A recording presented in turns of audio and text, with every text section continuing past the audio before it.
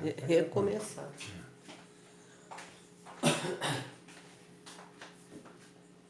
Olha, tá gravando. Tá não. Você apertou, Bel? Eu parei. Não, você parou não. Você botou Aqui, para. ó. Voltamos, queridos, tá? Deu tempo da gente tomar uma água, ir ao banheiro. Vamos continuar a nossa aula. No módulo da apostila, que eu pedi que vocês pegassem, a apostila 3, né? Módulo 17, módulo 15, aliás, nós temos aqui verbos irregulares, tá bom? Naquele estudo sobre verbos, estudando as conjugações verbais, primeira, segunda e terceira. Eu mostrei a vocês que para acharmos a conjugação é melhor colocar o verbo sempre no infinitivo, tá? Os terminados em AR são de primeira conjugação, os terminados em ER e OR são de segunda e os terminados em IR são de terceira conjugação, tá? Estudamos aqui, ó, os modos: modo indicativo, modo subjuntivo, modo imperativo. Indicativo, modo da certeza, subjuntivo da dúvida e o imperativo da ordem do pedido. Estudamos os tempos verbais de cada modo.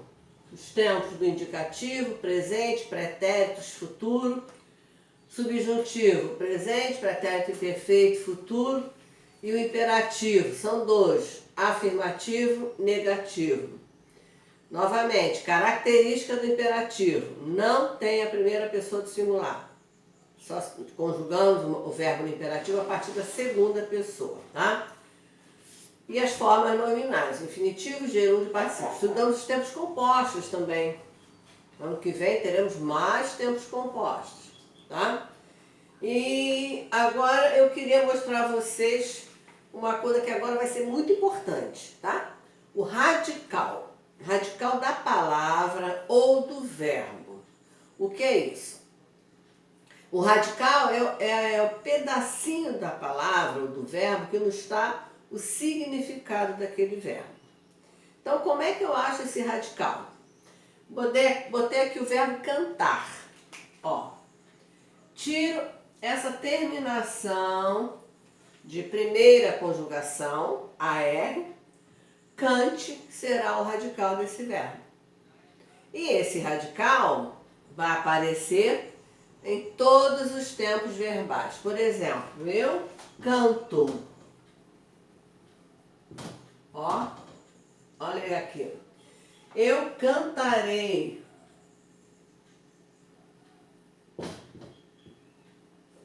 Né? Eu cantava.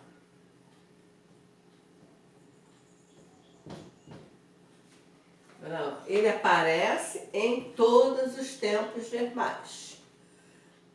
Agora, aqui no verbo pedir, qual é o radical? Ó, tirei a conjugação, terceira conjugação. O radical é pede.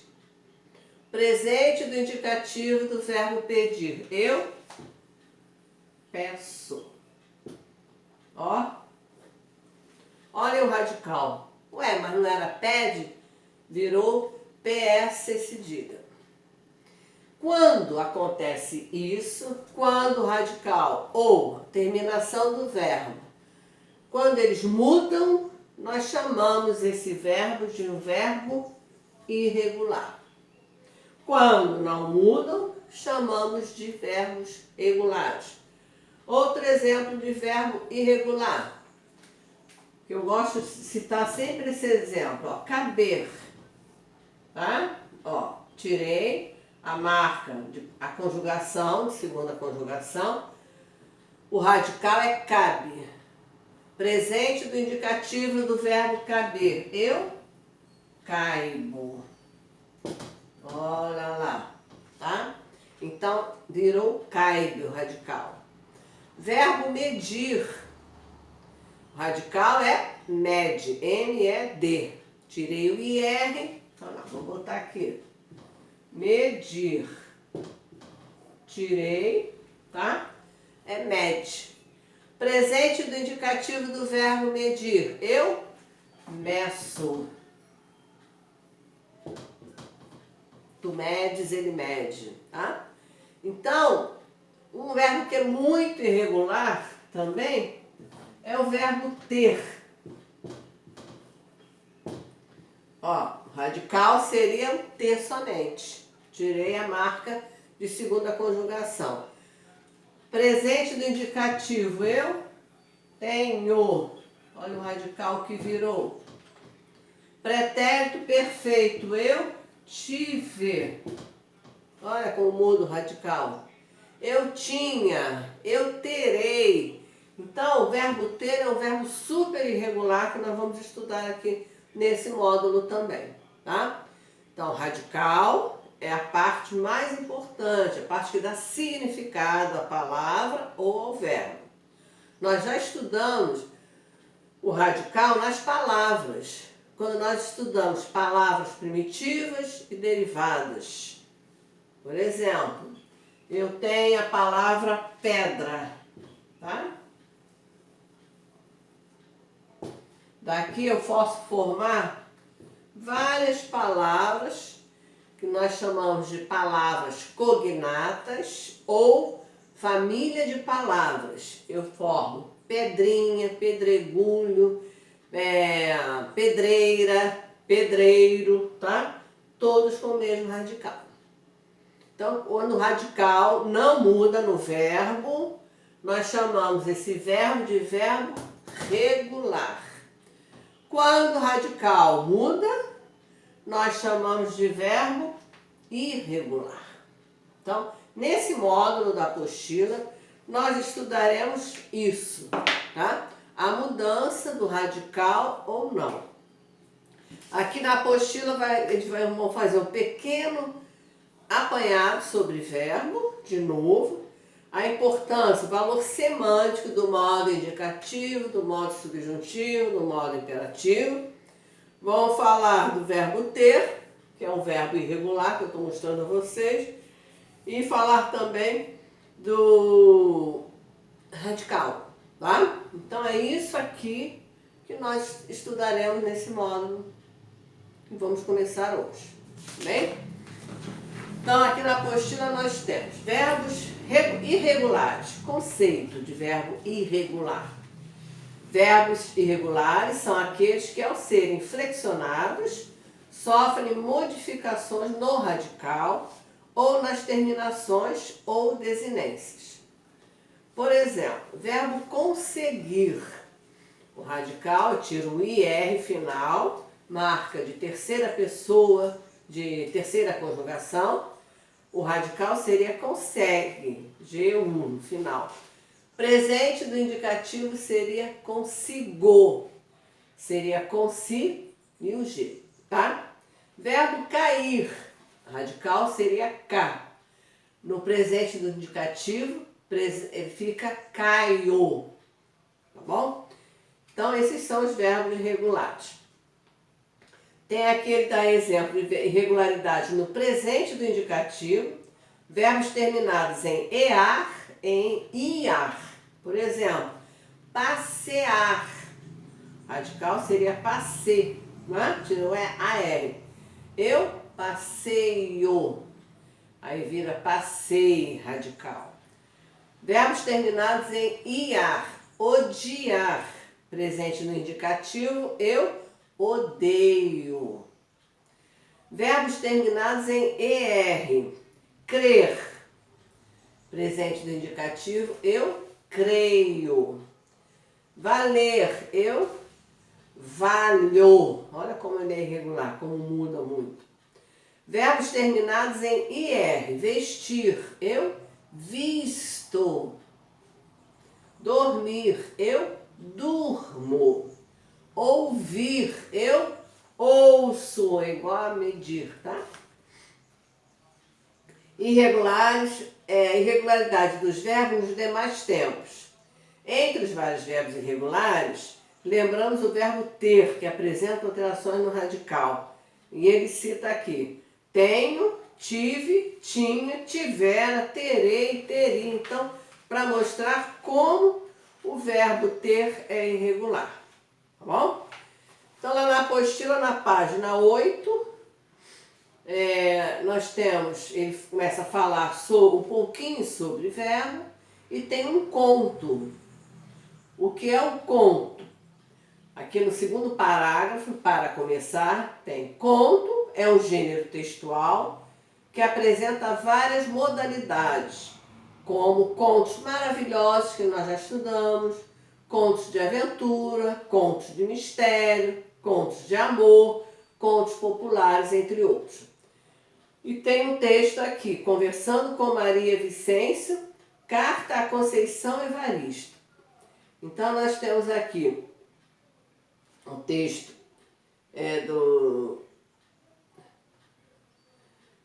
do autor Silva, né, Zanini Lima da Silva. Vai falar um pouquinho também, vai falar sobre racismo, que é um tema que a gente está aí debatendo sempre, conversando sempre. Vou ler para vocês rapidamente. Conversando com Maria Vicêncio, Carta a Conceição Evaristo. A passagem custava R$1,30. Todas as sextas-feiras, pela tarde, 2 meninas negrinhas tinham que ir para a casa da avó tomar lanche. Chegavam da escola, pegavam suas mochilas e iam ao ponto esperar o ônibus circular de número 6. Logo que aparecia um, erguia os dedos indicativos e a frase pronta saía da boca da menina mais velha. Motorista, o senhor pode dar uma carona para a gente até o ponto da padaria Jardim Roberto? Quase sempre a resposta era um sim. A mais velha contava 10 anos. Apesar da diferença de idade, as 2 meninas mediam a mesma altura. 10 pães custavam R$1. A avó das meninas tinha 10 filhos. Quando buscavam os pães, cada pão representava um filho. Tudo era contado. Não faltava nem sobrava para ninguém. Gostavam de pão com margarina morenada na frigideira pela hora das 5h30. A menina mais nova, com café com leite. A mais velha, leite com Nescau. Compravam 10 pães dos mais branquinhos para a casa do meio, a da avó. 12 dos mais moreninhos para a casa da esquerda, a da tia mais velha. Na casa da direita, a do tio mais novo, a família era de fato muito quieta. Havia já alguns anos e eles nunca pediam pão. E não pediam porque a casa da direita só precisava de 4 menos 1. O menino deles, falecido. Já não doía mais, tudo se transformava em estatística quando se nascia preto.